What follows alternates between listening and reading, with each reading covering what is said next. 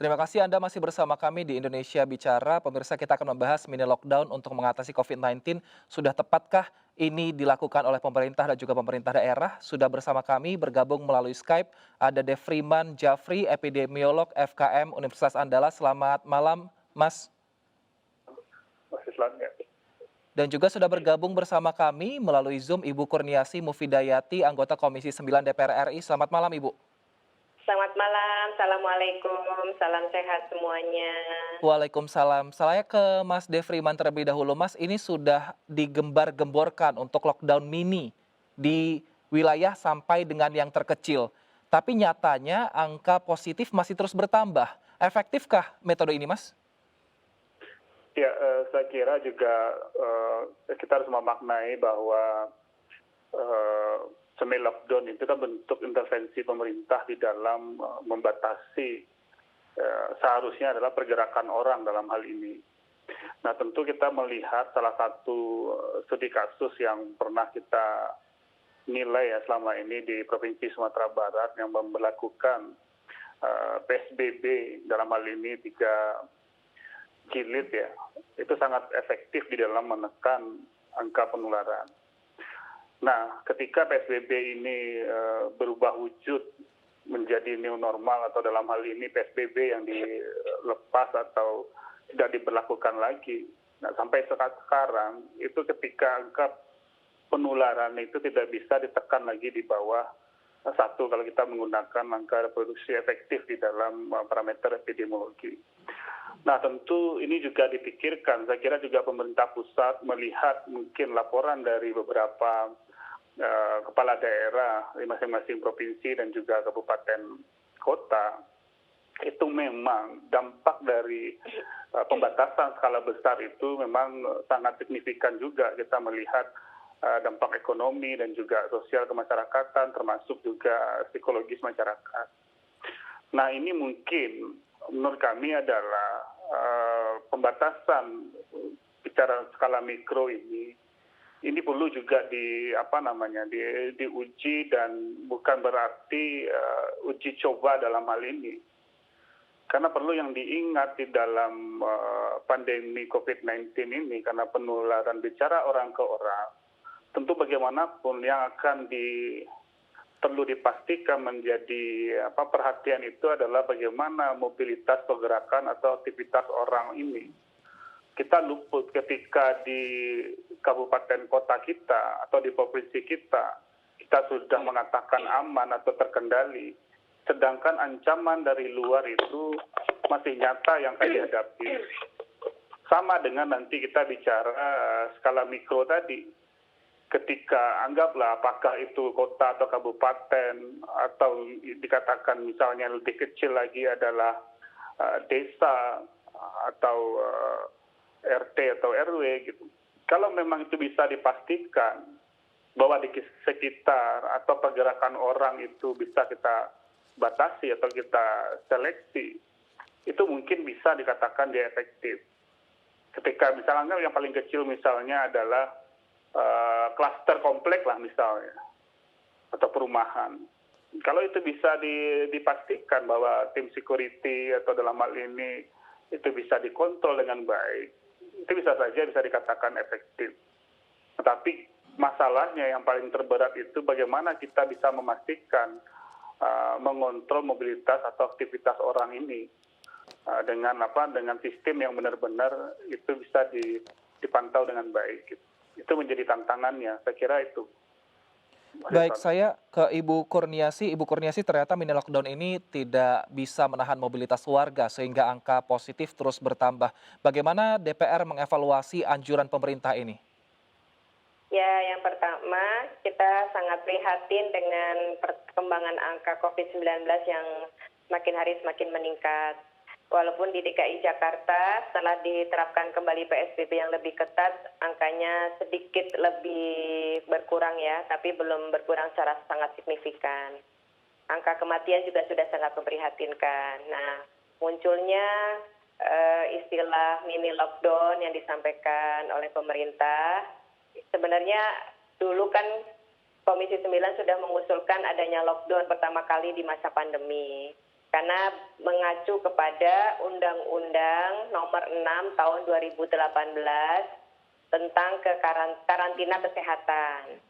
Yang di dalamnya sudah diatur untuk mengatur karantina ini seperti apa, termasuk juga kewajiban dari pemerintah terhadap masyarakat, apa yang harus dilakukan. Nah, kemudian dilakukannya adalah PSBB skala besar ya, yang dilakukan untuk menjaga jarak dan membatasi ruang gerak dari masyarakat. Dan tadi disampaikan oleh Mas Devi sebagai epidemiolog, juga itu sebenarnya awal-awal cukup efektif, tapi kemudian begitu dibuka menjadi new normal, PSBB transisi atau istilah apalah gitu ya, itu yang membuat akhirnya adanya pelonggaran-pelonggaran sehingga angka semakin lama semakin meningkat dan grafiknya cukup signifikan di akhir-akhir ini kemarin. Nah, seharusnya ini bisa dievaluasi, apalagi ini sudah 6 bulan, 1 semester sudah masa pandemi ini berlangsung di negara kita. Ini harus ada evaluasi secara menyeluruh, secara totalitas dalam mitigasi pandemi COVID-19 ini, titik-titik mana yang harus diperbaiki. Dan kita dari Komisi 9 sudah melakukan evaluasi secara intensif, secara terus-menerus, dengan rapat-rapat dengan Kementerian Kesehatan, bahkan kita juga menyampaikan masukannya dengan tim Satgas ataupun gugus tugas pada saat itu, pada masa persidangan ini kita sudah memberikan masukan juga, ya karena kunci dari untuk mencegah terjadinya penurunan ataupun menekan angka positif dan menekan angka kematian itu harus melalui satu rangkaian mitigasi yang terpadu, tidak bisa berjalan sendiri-sendiri. Semua kebijakan dari seluruh kementerian ini harus menjadi satu kesatuan, tidak nanti jalan sendiri-sendiri. Ya, seperti ini kan misalnya ada kebijakan pilkada tetap jalan, tapi ada PSBB di satu sisi. Nah, ini harusnya disatukan, semua kementerian ini menyatukan satu kebijakan untuk mengutamakan keselamatan dan kesehatan rakyat Indonesia. Sebagaimana kan Pak Presiden sudah menyampaikan juga kan, bahwa dalam penanganan pandemi ini kesehatan harus menjadi prioritas, harus menjadi utama. Nah, ini jadi adanya istilah mini lockdown, apalah istilahnya ya, kalau buat kita di Komisi 9 prinsipnya PSBB ini akan sangat efektif kalau disertai dengan beberapa langkah-langkah konkret yang juga dilakukan oleh pemerintah. 3T, testing, tracing, dan kemudian treatment, ini satu hal yang mutlak yang wajib dilakukan. Testing harus diperbanyak ya, angka rata-rata diperbandingkan dengan penduduk di Indonesia harus bisa mencapai minimal angka-angka yang distandarkan oleh WHO. Kalau di DKI Jakarta sebagai ibu kota yang menjadi epicentrum sudah di atas itu, tetapi secara nasional masih belum. Kemudian juga selanjutnya adalah tracing ya. Tracing ini gimana kita mau tracing kalau hasil testingnya ini lama, Mas? Jadi kita harus mempercepat juga, kita mendorong pemerintah untuk melakukan percepatan hasil, pengumuman hasil dari testing ya. Testing ini kan mau tesnya aja ngantri ya, harus 4 hari nunggu di puskesmas. Kemudian nanti hasil keluarnya nunggu lagi berapa hari. Nah, ini kan waktu berjalan terus gitu. Sementara pasien kan butuh kepastian treatmentnya seperti apa. Sehingga tracing sering terlambat ya. Kemudian juga treatment akhirnya menjadi terlambat ketika hasil testingnya lama, tracingnya juga lama. Nah, ini jadi 3T ini harus benar-benar komprehensif dan dipercepat, ditingkatkan kualitas implementasinya.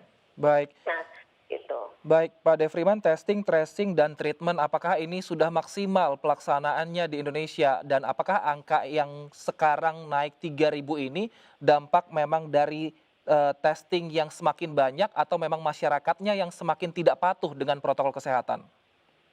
Ya, saya kira juga ada, kita melihat ya, untuk bicara testing ini mungkin ada beberapa provinsi yang sudah sangat masif juga kapasitasnya. Tapi di sisi lain juga harus kita maknai dua makna yang harus kita lihat dari peningkatan kasus ini. Ya, kalau saya sebut ya ada dua, itu bicara kekhawatiran ya tentu dengan bertambahnya jumlah kasus. Tapi di sisi lain adalah juga kebahagiaan. Kenapa saya katakan bahagia? Ya tentu dalam hal ini kalau memang melakukan kontak tracing yang benar, tentu kita dalam hal ini bisa bahagia di dalam menyelamatkan orang yang akan terinfeksi berikutnya. Nah, dua makna ini yang harus kita lihat secara komprehensif. apakah benar-benar testing peningkatan kasus ini karena dengan kemampuan testing kita yang masif, atau memang penularan yang terjadi ini yang tidak terkendali. Nah, ini yang harus dikoreksi, yang harus dinilai secara komprehensif. Nah, sebagai contoh, ada istilah epidemiological fallacy dalam hal ini. Sebagai contoh, di beberapa daerah mungkin membanggakan ketika angka positif rate-nya yang rendah.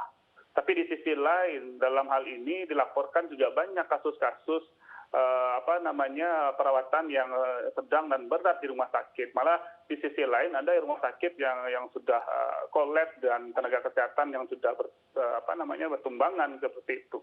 Nah, ini kan harus ada istilah epidemic intelligence dalam hal ini. Tentu data-data yang dilaporkan saat ini juga disandingkan data-data yang ada di lapangan, supaya severitas atau magnitude dari bagaimana kondisi di lapangan dan kondisi yang nyata itu benar-benar tergambarkan. Nah, ini yang perlu dinilai secara komprehensif. Nah, di sisi lain adalah memang yang disampaikan tadi Bu Kurniati dari DPR tadi adalah memang ini harus komprehensif. Kalau kita bicara detect untuk tracing, isolasi, dan juga mentreatment, dan juga termasuk juga bagaimana melakukan edukasi, promosi, dan literasi kesehatan masyarakat, termasuk juga bagaimana mematuhi protokol kesehatan ini, ditambah juga kesiapan sistem kesehatan itu menjadi satu komprehensif, tidak bisa dilepaskan antara satu dengan yang lainnya. Nah, ini yang banyak terjadi. Sebagai contoh saja, kita lihat evaluasi PSBB. Ketika PSBB dilakukan, seharusnya juga edukasi dan promosi literasi kesehatan ini harus juga dimasifkan.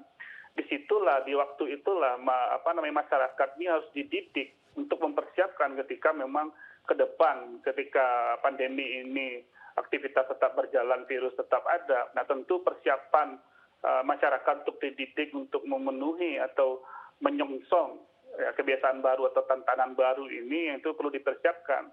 Nah, kita luput dalam hal itu.